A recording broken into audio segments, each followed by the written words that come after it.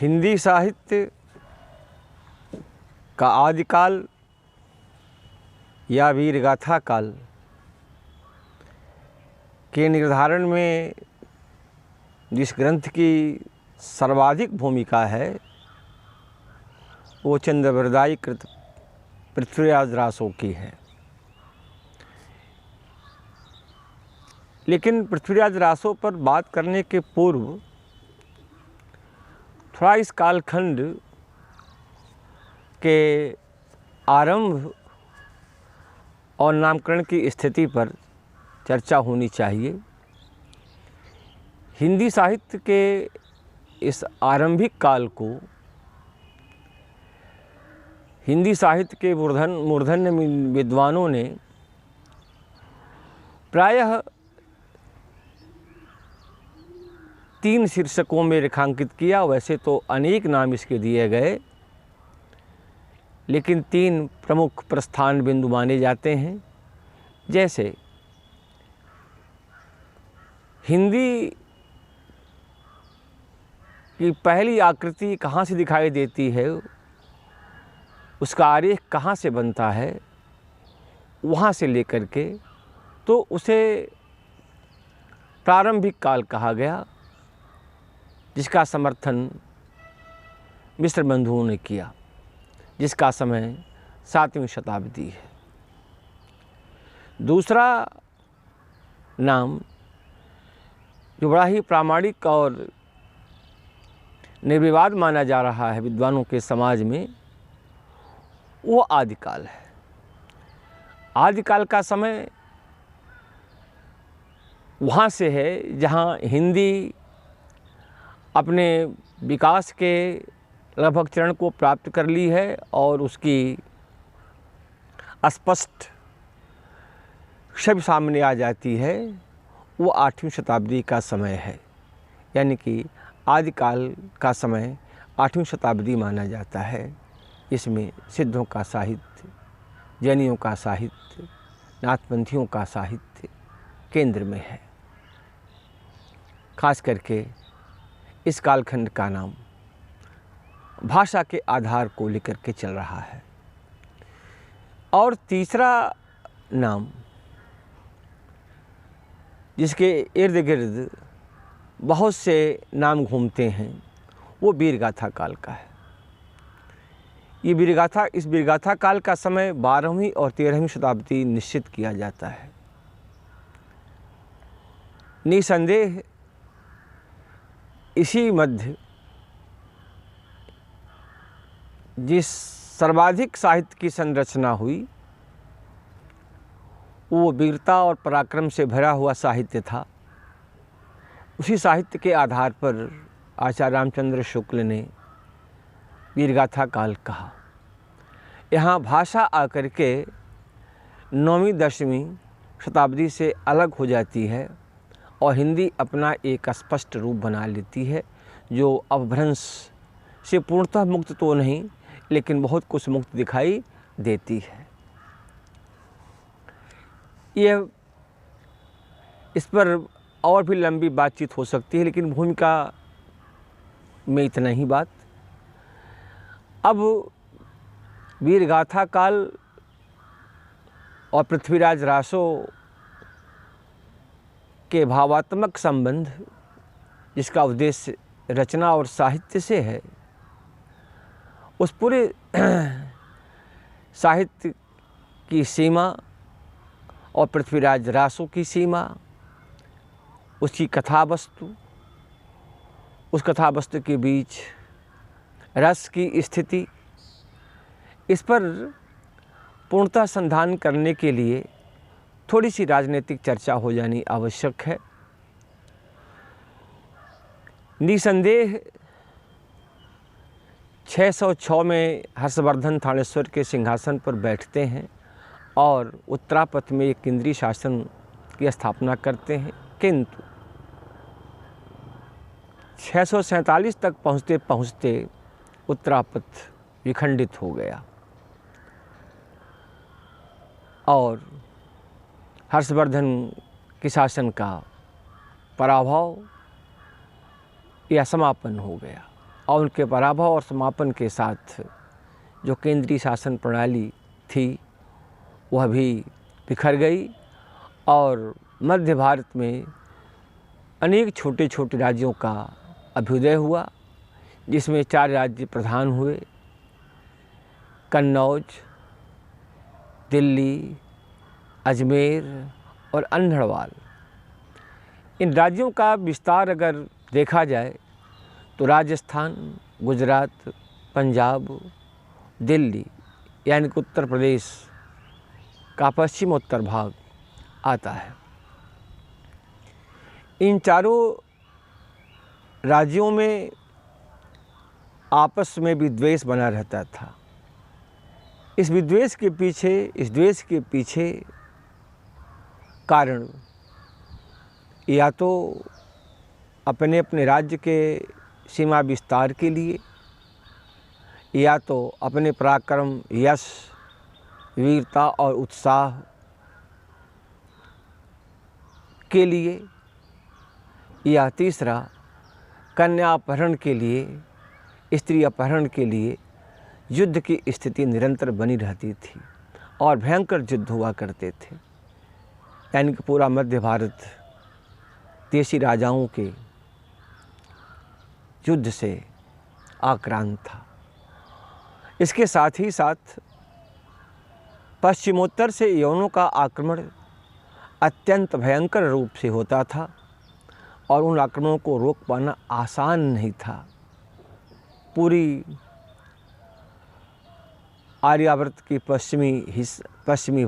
पूरा पश्चिमी भाग आक्रांत रहता था, मध्य भाग भी आक्रांत रहता था और इन चारों राज्यों में से किसी राज्य के राजा की हैसियत थी इस आक्रमण को रोकने की तो केवल पृथ्वीराज में थी। पृथ्वीराज ने एक तरफ अपने देशी राजाओं से संघर्ष करके उन्हें पराभूत करते थे, तो यवनों के आक्रमण खास करके मोहम्मद गोरी जो शक्तिशाली सुल्तान के रूप में अनेक बार आक्रमण किया, कहा जाता है 17 बार आक्रमण किया, 17 बार पृथ्वीराज ने उसे पराजित किया। कुल मिलाकर के ये मध्य भारत की भूमि युद्ध के आक्रांत से आक्रांतित रहती थी। अब थोड़ी सी चर्चा हम इन चारों राज्यों के राजाओं के प्रति हम करते हैं। अर्णोराज द्वितीय अजमेर के शासक थे। यह शक्तिशाली राज्य रहा और उनके पुत्र सोमेश्वर और सोमेश्वर के पुत्र पृथ्वीराज चौहान थे। आज कन्नौज के राजा विजयपाल थे, दिल्ली के राजा अनंगपाल थे। अनंगपाल की 2 कन्याएं, बड़ी पुत्री का विवाह कन्नौज के विजयपाल से और छोटी पुत्री का विवाह सोमेश्वर से हुई। सोमेश्वर से पृथ्वीराज का जन्म हुआ। अनंगपाल के पास कोई पुत्र नहीं था, कोई संतान नहीं थी, इसलिए उन्होंने अपने पौत्र पृथ्वीराज को दिल्ली का सिंहासन सुपुर्द कर दिया। इसके नाते कन्नौज के शासक जो अनंगपाल के दामाद थे उन्हें ईर्ष्या हुई, उनसे भी हुई और पृथ्वीराज से हुई और निरंतर युद्ध का वातावरण तैयार हो गया। युद्ध संघर्ष होता रहा, एक राज्य दूसरे राज्य को देखना नहीं चाहते थे। निसंदेह पृथ्वीराज रासों के नायक पृथ्वीराज पराक्रमी थे, वीर थे, शक्तिशाली थे। उन्होंने अपनी वीरता और शक्ति का एहसास पूरे मध्य भारत को करा ही दिया था, यहाँ तक कि यवनों को भी करा दिया था। तो निसंदेह वो वीरता और पराक्रम के प्रतिमूर्ति थे। उन्हें भारत का आखिरी हिंदू सम्राट कहा जाता है। 1192 के तराइन के मैदान में उनके हारने के बाद भारत कि शक्ति का सूर्य अस्त हो गया, लेकिन जब तक यह सूर्य चमकता रहा तब तक यवन कभी इस देश में टिक नहीं पाए। अब पृथ्वीराज के साथ एक बड़ा नाम जुड़ता है, जिस नाम के जुड़ने से पृथ्वीराज के यश और पराक्रम की कथा युग युगांत तक जीवित रहेगी और हिंदी साहित्य में वह कथा एक महाकाव्य और प्रबंध काव्य के रूप में देने वाला नाम चंद्रबरदाई का है। इनके विषय में कहा जाता है कि ये आसु कवि थे, प्रतिभा के धनी थे, जलंधरी देवी की इन पर कृपा थी, इसलिए इनकी वाग देवी की इन पर अपार कृपा थी। ऐसे प्रतिभाशाली आसु कवि ने पृथ्वीराज की मित्रता को तो निभाया ही निभाया और उनके साथ राजमहल से लेकर के और युद्ध भूमि तक समान रूप से उनका साथ देते रहे। वह एक तरफ सरस्वती के व्रत पुत्र थे, आशु कवि थे, बड़े रचनाकार थे, तो दूसरे तरफ पृथ्वीराज चौहान के सिपह सालारों में प्रमुख सिपह सालार थे। राजमहल से लेकर के रणभूमि तक ये अपने समान प्रज्ञा और पराक्रम का परिचय देते रहे। इन्होंने पृथ्वीराज के युद्ध और उसके प्रयाण तथा युद्ध क्षेत्र में उनके युद्ध के कला और उस युद्ध के पैतरे को और आक्रमण को अत्यंत करीब से देखा। इस नाते उन्होंने जो उनके उत्साह और वीरता और पराक्रम और युद्ध कौशल का जो चित्रण पृथ्वीराज रासो में किया, वह निसंदेह अद्भुत है, विलक्षण है और प्रमाणित है। विद्वानों की दुनिया में यह ग्रंथ बड़ा ही विवादित है, किंतु यहाँ विवाद की कोई गुंजाइश नहीं रहनी चाहिए, क्योंकि यह तो सत्य है कि पृथ्वीराज और चंद 12वीं शताब्दी के प्रथमार्ध से लेकर के मध्य से लेकर के और 13वीं शताब्दी के प्रथम दशक तक साथ में रहे। तो यह तो मिटाया नहीं जा सकता है, और अगर यह मिटाया नहीं जा सकता है तो पृथ्वीराज रासो को कभी अप्रामाणिक बताया नहीं जाना चाहिए, बताया नहीं जा सकता है, क्योंकि सारी कथा पृथ्वीराज और चंद के मध्य की है। खैर, इसके प्रामाणिक और अप्रामाणिक संदर्भों पर थोड़ी चर्चा बाद में की जाएगी, लेकिन जो भी परिस्थितियां हैं उन परिस्थितियों के अनुसार पृथ्वीराज रासो अपने समय का एक महत्वपूर्ण इतिहास है। विश्व का इतिहास, कर्नल टाट ने कहा कि ये history of Prithviraj Raso universal history of period, universal history of period, कि अपने समय का ये सार्वभौम इतिहास है। तो कर्नल टाट के इस कथन के बीच से जो बात झलकती है वो ये कि निसंदेह यह ग्रंथ कभी अप्रामाणिक हो ही नहीं सकता है, इसकी घटनाएं अप्रामाणिक हो ही नहीं सकती हैं। यदि चंद्र प्रामाणिक हैं, पृथ्वीराज प्रामाणिक हैं, त्रायन का युद्ध प्रामाणिक है, अगर सारी चीज़ें ये प्रामाणिक हैं तो कुछ शक संबोध को लेकर के इसे अप्रामाणिक घोषित नहीं किया जा सकता है। कथा में श्रृंगार रस और वीर रस की प्रधानता है।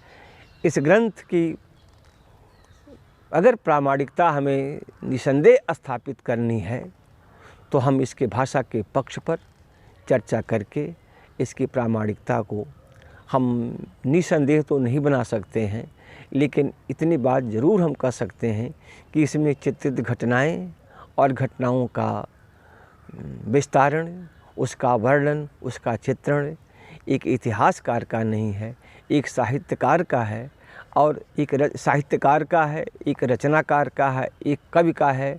यदि आचार्यगण इस रचना को, इस कविता को, इस काव्य को अगर अप्रामाणिक सिद्ध करते हैं तो निसंदेह काव्य की परिभाषा और कवि की परिभाषा पर उन्हें विचार करना होगा। ये बात हम अपने अगले वीडियो में, इसके पार्ट 2 में इस पर चर्चा करेंगे।